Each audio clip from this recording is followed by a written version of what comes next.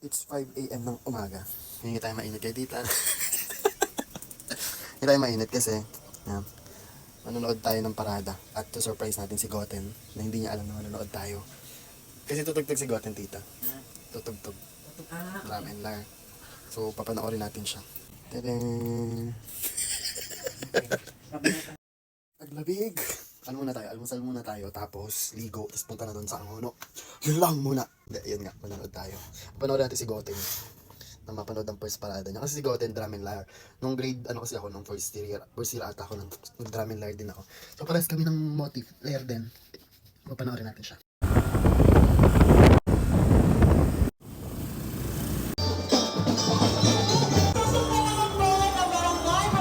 Abon yung mobile. So, madiretso tayo ng plaza.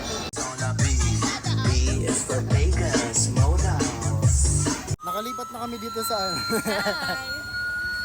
Nakalipat na kami dito sa may bago. So, magsisimula pa lang dito. Yan.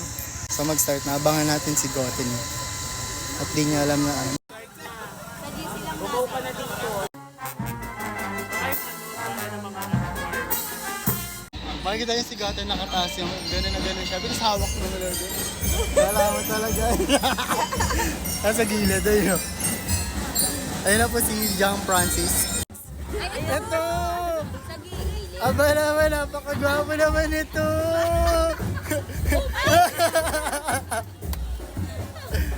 Oh! Nakatingala ako. Ayun na si Goten. Tada!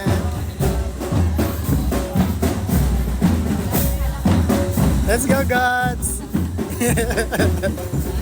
Ay, yung kuya ko, kitang-kita naman yung gigante. Makikita niyo si John Edward. Ay, napakalaki. Ang taray naman ng John Edward!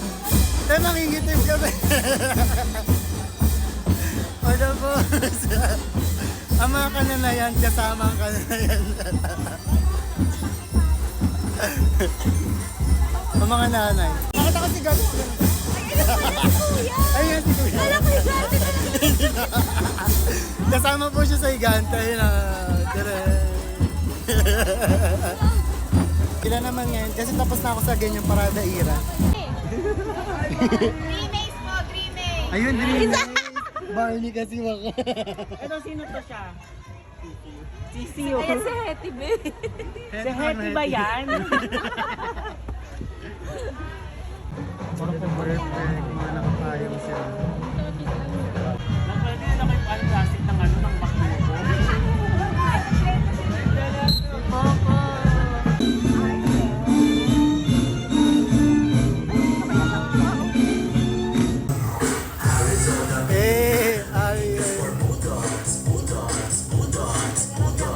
Let's go!